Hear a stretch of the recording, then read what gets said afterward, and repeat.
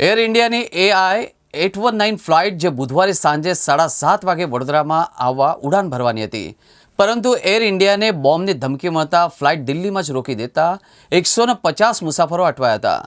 બોમ્બની ધમકી હોવાથી મુસાફરોમાં ભય ફેલાયો હતો. જોકે રીશેડ્યુલ થયેલી એર ઇન્ડિયાની ફ્લાઇટ બપોરે વડોદરા આવી પહોંચતા પરિવારજનો ભેટી પડ્યા હતા. ગઈકાલે રાત્રે દિલ્હીથી વડોદરા આવતી ફ્લાઇટમાં બોમ્બ હોવાની ધમકી મળતા અફરાતફરી મચી ગઈ હતી. જોકે બોમ્બની ધમકી અફવા સાબિત થતાં જ મુસાફરોએ રાહતનો શ્વાસ લીધો હતો. અફવાના કારણે દિલ્હી એરપોર્ટ પર ફ્લાઇટને ગ્રાઉન્ડ કરવામાં આવી હતી. AI-819 ફ્લાઇટનું NSG, CISF અને સ્થાનિક પોલીસે ચેકિંગ હાથ ધર્યું હતું. જોકે ચેકિંગમાં કોઈ વાંધાજનક વસ્તુ મળી નહોતી. બોમ્બની માહિતીને લઈને ફ્લાઇટ ગઈકાલે કેન્સલ કરવામાં આવી હતી, જે આજે રીશેડ્યુલ થયેલી એર ઇન્ડિયાની ફ્લાઇટ બપોરે વડોદરા પહોંચી અને પરિવારજનો ભેટી પડ્યા હતા. जब हम लोग का प्लेन 6:35 पे आने वाला था बड़ौदा के लिए, लेकिन बीच में ऐसा पता चला कि कुछ टेक्निकल इशू है. जो एयरपोर्ट पे जो एयर इंडिया के कर्मचारी थे उन लोगों ने बताया कि वहाँ पे टेक्निकल इशू है. फिर सब वेट करने लगे. उसके बाद काफ़ी देर तक के सब जेटी में खड़े रहे और आधे पैसेंजर अंदर चले गए थे.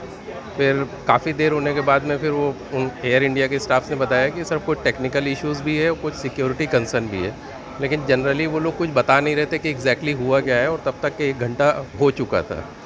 उसके बाद में जब इंडिया इन लोगों ने एयर इंडिया के लोगों ने थोड़ी देर के बाद बताया कि सर जब बाकी सारी पब्लिक जो है उनके ऊपर उनको मतलब बोलने लगी कि भाई इतना क्या डिले हो रहा है, क्यों हो रहा है, और सारे परेशान भी हो रहे थे क्योंकि बहुत सारे उसमें कुछ पेशेंट्स भी थे, काफ़ी ओल्ड एज के लोग भी थे. तो उन लोगों को भी काफ़ी इनकन्वीनियंस हो रही थी. उसके बाद में जब एयर इंडिया के स्टाफ ने आके बताया कि साहब सिक्योरिटी का कंसर्न है और कुछ शायद किसी ने कुछ धमकी दी है कि इस स्पेसिफिक फ़्लाइट के अंदर कुछ बम या इस तरह से. लेकिन उनको भी एम्प्लॉइज़ को भी ज़्यादा पता नहीं था क्योंकि आधे जो पैसेंजर थे करीब 40-50 पैसेंजर्स तो अंदर बैठे हुए थे, वो 1.5 घंटे से बैठे हुए थे, और करीब 120 से 130 पैसेंजर्स बाहर थे. કાશ્મીરથી 9 વાગે અમે ફ્લાઇટમાં 1 વાગે બેઠા 15 તારીખે.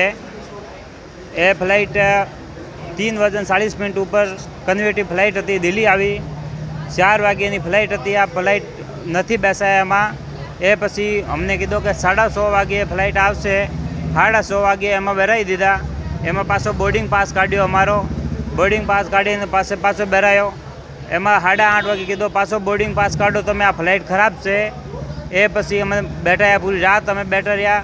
4 વાગે અમને એને ડીએમ અમને કીધું કે તમને અમારી અમદાવાદથી બરોડાથી સુરતની ટ્રેન હતી, ટ્રેનની ટિકિટ ગઈ.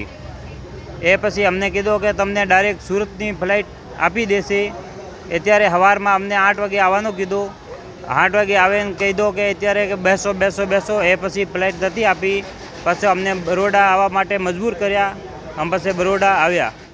એટલે 2 કલાક તો અમારે ત્યાં પહેલાં ફ્લાઇટમાં જ હતા. પછી ત્યાંથી અમને એવું કીધું કે ટેકનિકલ રીઝન્સના લીધે ફ્લાઇટ ડિલે થઈ છે, તમને બીજી ફ્લાઇટમાં ટ્રાન્સફર કરવામાં આવે છે. તો પછી બહાર લઈ ગયા, પણ બહાર અમે જોયું કે 30-40 CIPF જવાન્સ છે અને એ લોકો અંદર ફ્લાઇટમાં ચેક કરે છે. તો અમને પછી લાગ્યું કે કદાચ સિક્યુરિટી રીઝન્સ કંઈ તો હોઈ શકે, કદાચ એ સબસ્ટન્સ મળ્યું હોય.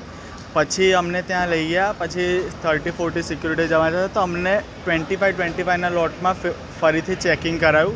ઓલ ધ બેગ્સ એન્ડ જે પણ હોય બધું અમારે બેગ્સમાંથી નીકાળીને અમારું ચેકિંગ કરવામાં આવ્યું. અને પછી ડોગ સ્ક્વોડ પણ હતી, તો એ બધું બેગ્સ ચેક કરતી હતી. અને આફ્ટર ધેટ અમને એક જગ્યા પર બધાને બેસાડવામાં આવ્યા. 18:35ની ફ્લાઇટ હતી. બોર્ડિંગ સ્ટાર્ટ થઈ ગયું હતું. અડધા પેસેન્જર્સ બોર્ડ કરી પણ ચૂક્યા હતા અને ત્યારે એકાએક બોર્ડિંગ અટકાવી દેવામાં આવ્યું. એટલે સ્વાભાવિક છે કે અંદર બેઠેલાને સવાલ થાય કે બહારથી કેમ કોઈ આવતું નથી હજુ. એટલે અમે બારીની બહાર જોયું અને પૂછ્યું તો કહ્યું કે કોઈ ટેકનિકલ સ્નેક છે, એટલે આ ફ્લાઇટ હમણાં ગ્રાઉન્ડ કરવામાં આવી છે, એટલે કે મોડેથી આ ફ્લાઇટ ઉપાડીશું. પણ પછી CISFની ટીમ આવી અને પ્લેનની નીચે ઊભી રહી. એટલે અમને લાગ્યું કે આ કોઈ ચોક્કસ સિક્યુરિટી કન્સર્ન લાગે છે. અને પછીથી જે બોર્ડ થયેલા હતા એમને પણ બહાર લઈ જવામાં આવ્યા. એક રિમોટ જગ્યાએ એરપોર્ટ પર જ બધાને એસેમ્બલ કરવામાં આવ્યા. હેડ કાઉન્ટ થયા. હેડ કાઉન્ટ પછી એવું કહેવામાં આવ્યું કે હવે અમે તમને 25-25ના લોટમાં કોઈક જગ્યાએ લઈ જઈએ છીએ. કઈ જગ્યાએ લઈ જઈએ છીએ ના કીધું, પરંતુ 10 કિલોમીટર અંદર એક સાવ રિમોટ જગ્યાએ આ પ્લેનને ઊભું રાખવામાં આવ્યું હતું. ત્યાં CISFએ કોર્ડન કર્યું હતું, NSG કમાન્ડોઝ હતા, અત્યાધુનિક જેને ઉપકરણ કહેવાય એનાથી આખું સ્કેનિંગ થયું, ડોગ સ્ક્વોડ હતી, બોમ્બ સ્ક્વોડ હતી, આ બધું જ થયું. ત્યારબાદ અમારું લગેજ જે બધાનું જ લગેજ એક જગ્યાએ મૂકવામાં આવ્યું હતું લાઇનસર, અને કહેવામાં આવ્યું કે તમારે તમારું લગેજ આઈડેન્ટિફાઈ કરવાનું, 25 જણ આઈડેન્ટિફાઈ કરે એ 25ને અમે પાછા જવા દઈશું. એ રીતે 25-25ના લોટમાં 180 પેસેન્જર્સને મોડી રાત સુધી ત્યાં રોકવામાં આવ્યા. પછી લગભગ 2 વાગે એર ઇન્ડિયાને સોંપી દેવામાં આવ્યા અને કહ્યું કે હવે તમે હોટલમાં મોકલી શકો છો. એટલે લગભગ 3 વાગે અમને હોટલોમાં શિફ્ટ કરવામાં આવ્યા. પેસેન્જરોમાં વાતાવરણ શરૂઆતમાં તો કોઈને ખબર નહોતી.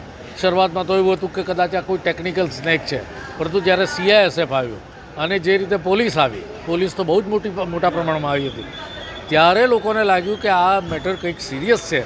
અમે પૂછ્યું, વારંવાર પૂછ્યું કે આ તમને કોઈ ઇનપુટ મળ્યા છે કે આ ડ્રીલ છે? એમણે કહ્યું કે ના, અમને સિરિયસ ઇનપુટ મળ્યા છે અને એટલે જ આટલું સિરિયસ